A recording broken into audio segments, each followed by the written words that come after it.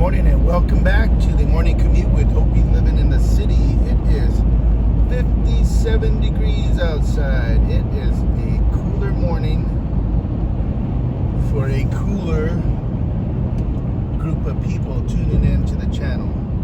Thank you for returning. Thank you for watching our videos. I think they said there's a very slight chance we could get some rain, like 10%. But we'll see. I'm hopeful. It was cloudy yesterday. It's cloudy this morning, and it's a little bit crowded, but it'll be fine. I hope you're all doing well. We are already at the middle of the week again, and time is flying by. So I got me some breakfast and some flautas for lunch. I was trying to bring some of that enchilada sauce to pour or dip my flautas in, but I kind of ran out of time. That I forgot the brand. It's the red enchilada sauce. Excuse me. It is so good, and brought some of those, a little bit of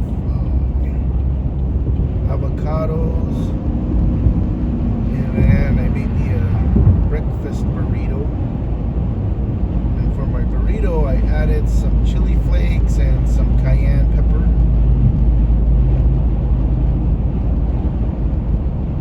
And a tad bit of salt. The missus and I were saying that they taste a little plain sometimes. So I thought we'd try to spice it up a little. And I had like half a cup of coffee already when I was cooking. So I got me a second cup of coffee, and let's hope that the service people with Biomario were able to make some progress yesterday.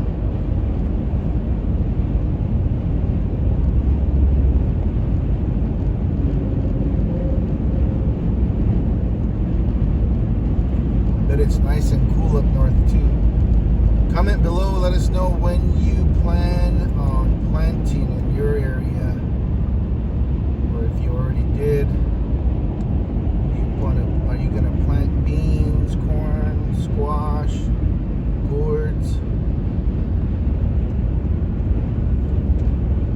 What color of corn are you going to plant this year?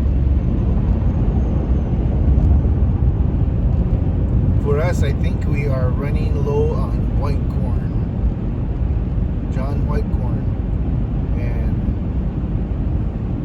so we need to stock up on some of that. So, but we'll see what happens. I don't think the invite has gone out to the family either on when those dates are going to be, because remember, we're supposed to do spring cleaning and have a yard sale or rummage sale or something.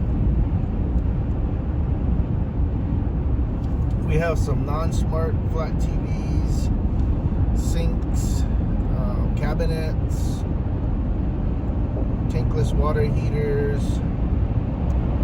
What else? A bunch of knickknacks.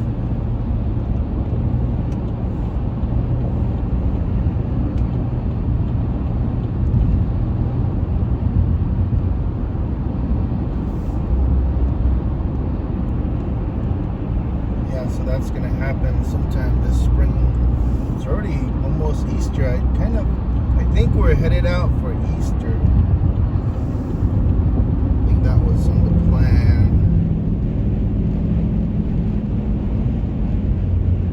Someone leaked the plan, so that's what I'm thinking we're going to do.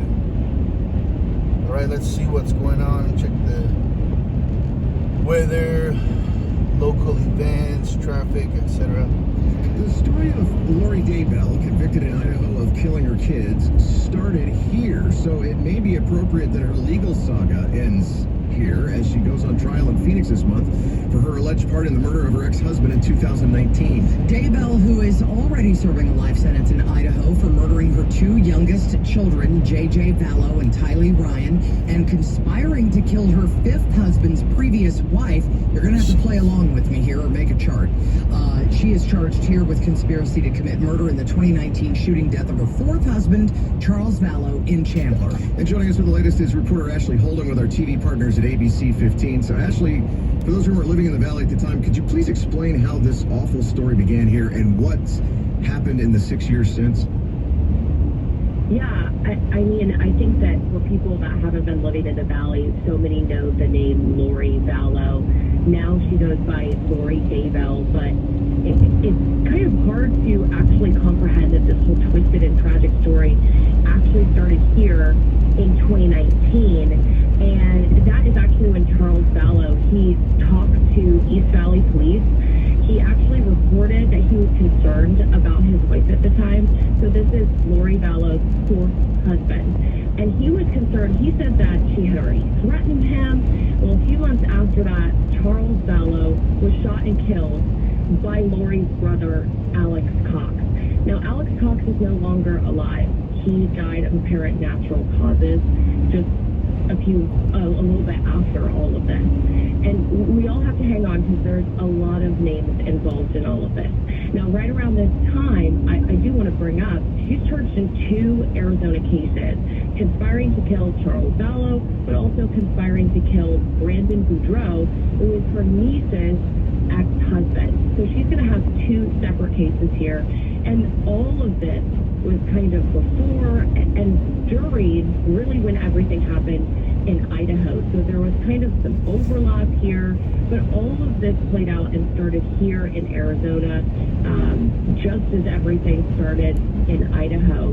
And then what I mentioned happening in 2019, fast forward to 2020, obviously we had Lori Vallow, who was then married to Chad Daybell. Her kids were missing, and of course, unfortunately, tragically found dead. So there's so many names involved in this, so many twists as well, but it all started right here in the Valley. So does she, what is the story behind, Doomsday Mom? Is she thinking that she's some kind of god destined to play a role in the apocalypse? What is going on with her?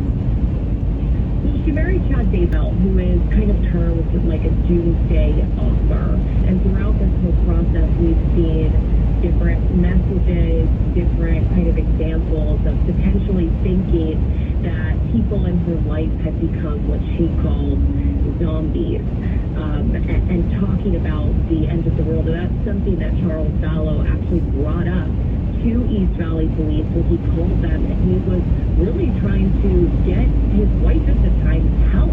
And he felt like there was this line of thinking. It's also something that Brandon Boudreaux has brought up as well. So, she had Chad Daybell, who, prosecutors say that she really just wanted to start a new life with him, and he was the doomsday author. So that is kind of how we arrive at that name. Now, I think what is really interesting about what is taking place right here in Arizona is that we have Lori Daybell, who is defending herself in this very high-profile case that is taking place. Yeah, she's acting as her own attorney. Yeah. Yes, acting as her own attorney. She's wearing civilian clothes. So many people watched what played out in her Idaho case, and she looks very different than what you saw if you watched that virtually, or even if you went in person, because there were so many people that did show up for that court case. So now we have her here in civilian clothes. She's acting as her own attorney, and we've already seen some different issues with that. Right? When you have an attorney, you have someone who's trained to practice law. We now have Lori Daybell, who is not trained to practice law, and there have been times that she has asked the judge questions, and he said, I can't give you legal advice. Yesterday, as she was helping pick her own jury, she at times seemed to have struggle asking questions of potential jurors, and I think that for anyone, it would be very hard to defend themselves, and so now we have this playing out in this high-profile case. And real quickly, because we're almost out of time here, Ashley Holden with ABC 15. When is the trial expected to get underway? How long is it expected to last? So a jury has been stacked right now, and that happened in just 2 days. So it moved really relatively quickly. 16 jurors have been selected. Now, that process they thought would take about a week. It has wrapped up in just 2 days. Opening statements will still be Monday, and I believe they have scheduled out 6 weeks for this trial. But we've seen this move a lot quicker than anticipated. So we'll see what happens. And I do want to mention, between 2 days, we saw a completely different Lori Daybell, one who was fiery, even had outbursts. Yesterday, we saw someone who was soft-spoken and thanking potential jurors. So we're going to see what happens next in this case. Reporter Ashley Holden with our TV partners at ABC 15. Thank you for breaking that down, because it is an incredibly convoluted and complicated story. It's 5:50 now at Arizona's Morning News, and here's John Roller in the Valley Chevy Dealers Traffic Center. Thank you very much, Jim. We've added a handful of crashes. We've got a new one in the North Valley, northbound State Route 51. This crash right near Northern. This just coming in, and Scanner Chatter talking about this crash blocking the HOV lane. So heads up, EPS troopers en route for that. Also a crash near the split, northbound I-17, just past the split there, just south of Sky Harbor. This crash now has been moved off to the right lane. There still is some debris in the roadway, and it is dark out, so heads up for that. Andy in Mesa working a crash eastbound US 60 right near Stately, and this is blocking the center lane.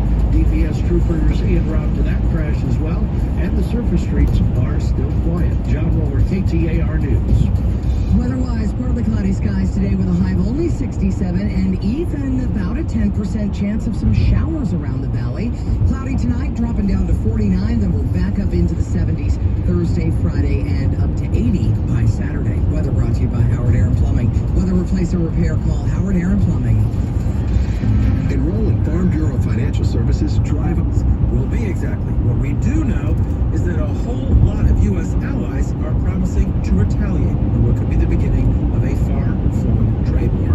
Marketplace's Nova Safo has more. The Trump administration says tariffs will raise revenues for the federal government and incentivize more domestic manufacturing.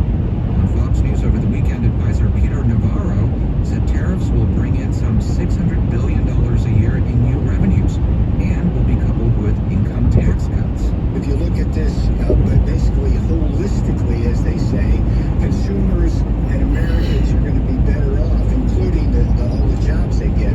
But a lot of experts are not so sure. Former U.S. Trade Representative Catherine Todd, who served during the Biden administration, said instead of targeting allies, we should focus on the People's Republic of China, or PRC. There are economies and countries that we need to work with to take on the common challenge of coexisting and competing successfully with the PRC economic model. Meanwhile, the tariffs to be announced today have allies in Europe and Asia planning retaliatory measures. Add to that the uncertainty brought on by how the Trump administration has rolled out new tariffs. Doug Irwin is professor of economics at Dartmouth College with a focus on trade policies. It's very hard to foster business investment if there's not some certainty about what the policy is going to be 2, 3, 5 years down the road. That uncertainty just sort of freezes up investment. All right, folks, thanks for tuning in. You guys have a great day, and we'll talk to you later.